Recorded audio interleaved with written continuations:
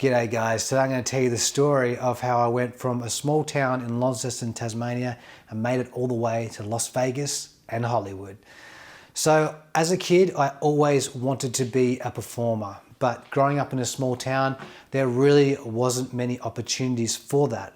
The only auditions that would come to town was like Australian Idol or reality shows like that, talent reality shows. So like I would just rock up every year. I'd be like the first person there in the line. There was lines all the way down the street and I'd audition. I auditioned for Australian Idol 6 times. 5 times they said no. On the 6th time, I made up a song about my best friend's mum. I made it into more of a comedy. I made the judges laugh and I made it all the way to the top 60 in Australia. Pretty cool for someone that back then couldn't sing that well. So when I made it to the top 60, I kind of thought that I'd made it. I thought that this was my big break, but didn't quite happen that way. I got pretty well crushed on the show. They lined me up in front of everyone and the producers and the judges and basically said, you're out. So back to Tasmania for me it was, back to being a plumber. The dust, putting my hands down the drains, unblocking toilets.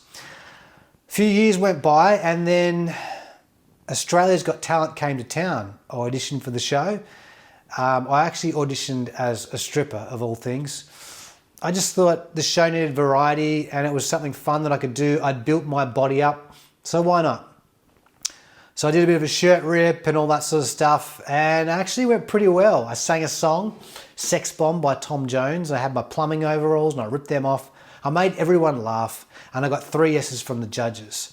But unfortunately, the producers cut me from the show as they thought it wasn't appropriate for, daytime TV. So after that, I was shattered again. I went back to work as a plumber. And of course, you know me, always being the persistent one, I went back the next year. I changed the act to make it more friendly for TV. I threw in a couple of my friends who were my neighbors at the time, and we made a comedy stripping routine, and we made it all the way to the grand final. So that was pretty crazy.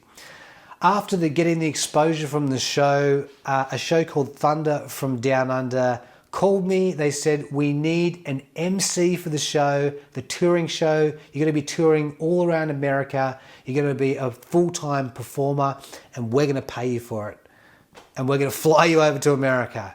I said, say less. I put down the tools. I said goodbye to Tasmania. And within a few weeks, I was up on stage performing with Thunder from Down Under, touring around America, getting treated like an absolute rock star. When I mean rock star, like you go backstage, there's towels, there's food, there's drinks, there's waters, there's Red Bulls. It's like crazy, and you're flying from town to town, there's screaming women. It's like you have fans, you're signing, like you have calendars that you're on, you're signing the calendars, you're doing meet and greets. It was everything I'd ever wanted and basically I loved it. I loved every second of it. After touring for about 3 or 4 years, the road became pretty draining as I did have a girlfriend at the time and I wanted to be closer to her. So then I was able to pull a few strings and I ended up being in the Vegas show, the Thunder Vegas show. And so I was basically there every night performing in Las Vegas rather than touring, which was great. Then through that, I was able to do heaps of cool stuff. I was on American TV shows like Drop Dead Diva. I was on Hollywood movies like Alexander and the Terrible Very Bad Day, which is a Disney movie. I got so many great opportunities. I got to meet, all the famous people in Vegas, Carrot Top and the Blue Man Group and Mike Tyson. It was just a dream life. I loved it. It was so far away from Launceston, Tasmania. It was perfect. But then all of a sudden I got hit with a bit of an illness which crippled everything.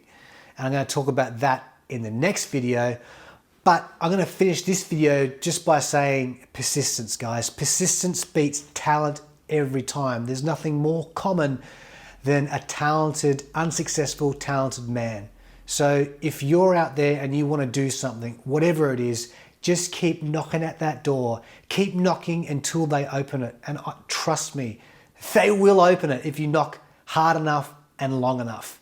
Okay, so from all this, Australian Idol, Australia's Got Talent, to Vegas, to Hollywood, from this small town with a guy that, let's face it, I didn't have that much talent, but I had a passion, I had a will to win, and I had persistence.